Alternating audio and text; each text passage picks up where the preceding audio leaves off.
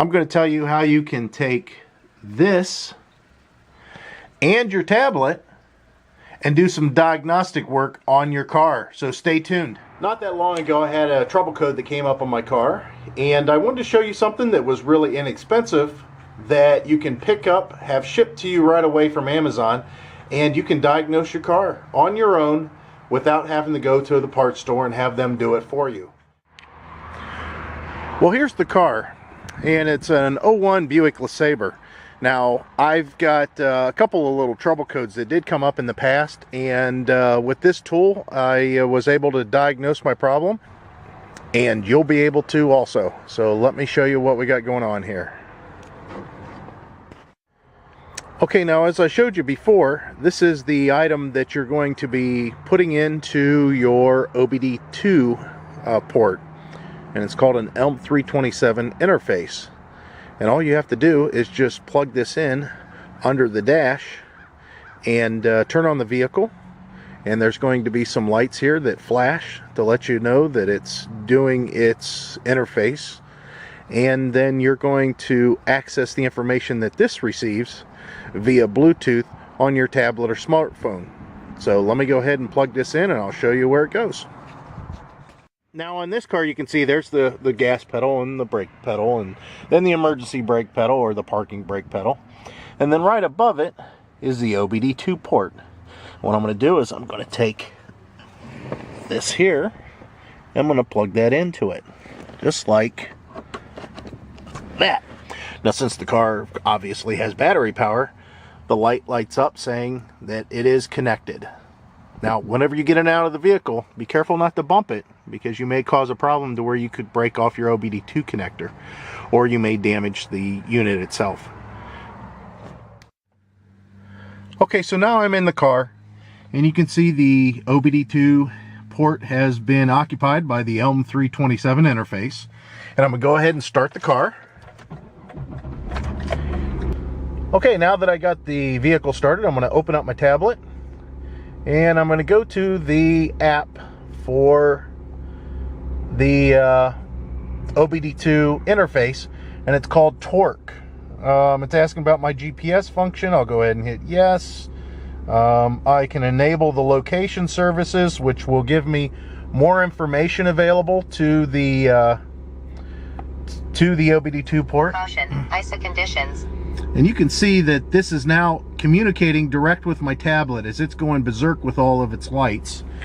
And the condition report that I just got is based on the temperature in which this vehicle sees externally. And it's basically giving me a warning that it's icy conditions. And that's the cool thing about this, is you can access information that your vehicle may have built into it, but you might not have the features. Like, I don't have a compass in here that'll tell me, you know, the external temperature, the outside temperature. However, there are sensors on the vehicle that does that. Now, this right away you can tell is showing you the RPMs. It does quite a few things. It'll show you real-time information based on what you want it to show you. If I rev it, it revs on the gauge, and it matches what's on my tachometer over here. Now, there's so much more that's in here that this can do.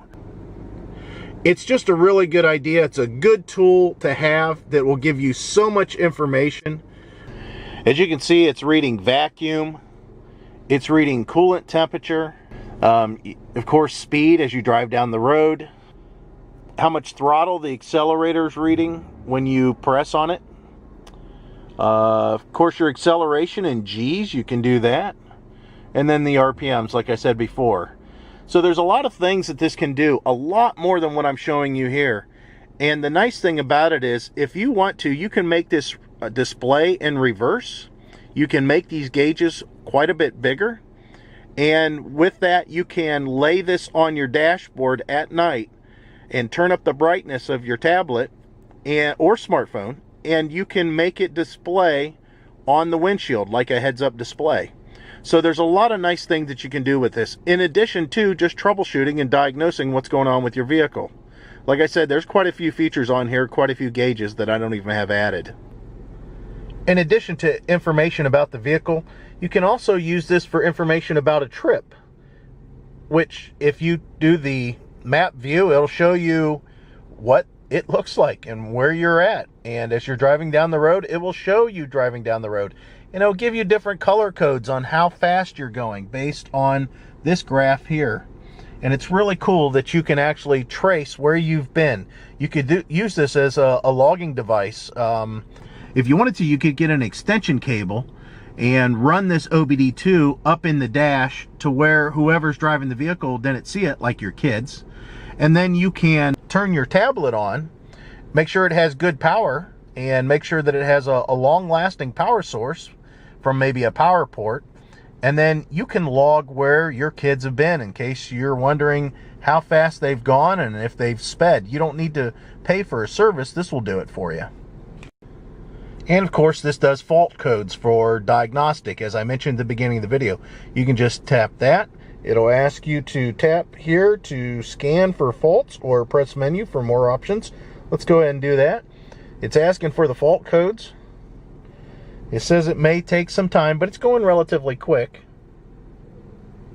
21%, 22%. I'll wait till it gets at 100% here.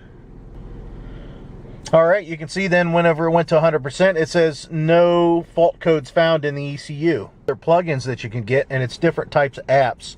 And for the most part, this comes with quite a bit of stuff. This is currently the installed plugins, and all this was relatively cheap. It wasn't expensive at all.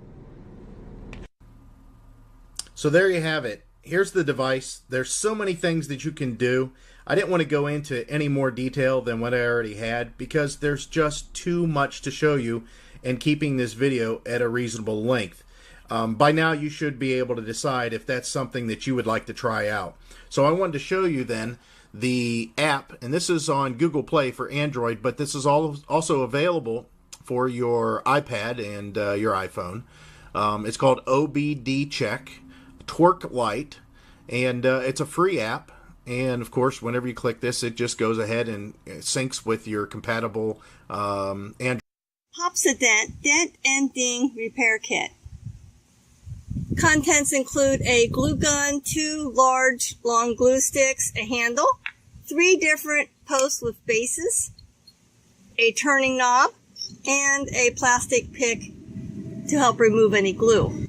The instructions in a nutshell are: heat up your glue gun for 5 minutes, apply glue to the base that best fits your dent, let the base, and then stick it onto your car in the middle of the dent, let it set for 8 minutes. Then put the base through the hole in the handle, put the turning knob on the other end, and basically just tighten the knob to pull out the dent. For larger dents, you're to position the base like at 12 o'clock, 3 o'clock, 6 o'clock, 9 o'clock, and pull out the dent multiple times. If you have to reapply the glue and pull it out for extra large dents, you just keep doing it until you get the desired results. I'm heating my glue gun up for 5 minutes. I actually have a few dents. I have one right here. I've cleaned this area, and it's right on the crease, so I'm thinking I'll try to pull right above it and right below the crease. And then I have where like a car hit me. It's actually 2 small dents here. I don't know if you can see them. So I'm going to pull here and here. 5 minutes, so I'm going to apply glue to the base. And the instructions say make sure you cover all the holes. Now I'm going to apply it to the car right under the crease the first time. Hold it until it will stay by itself, and then we're supposed to let it sit for 8 minutes. It's been about 8 minutes. I'm going to put my handle on. I'm going to angle it so the pad isn't right on my fender crease. Well, it's not going to work, so I'll do the best I can. And you screw this on, and you just use your brute force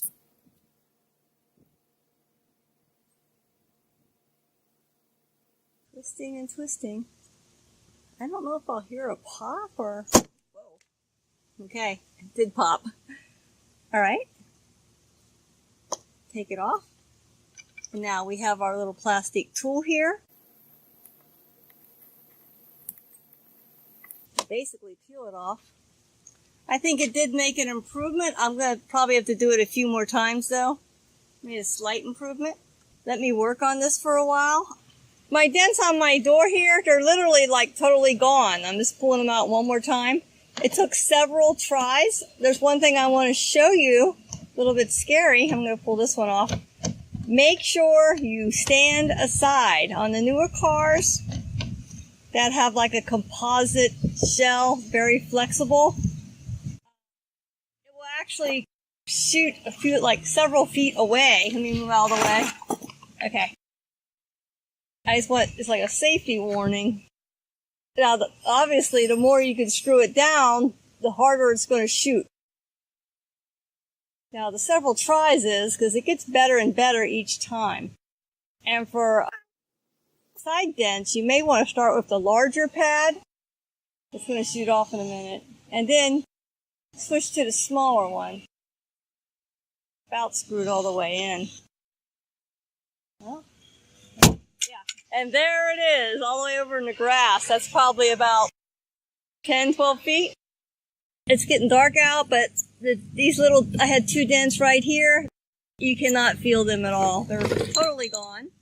The one over here, it is better, but there's still a slight dent on the crease. The instruction sheet does say it doesn't work on creases, so it did improve the look.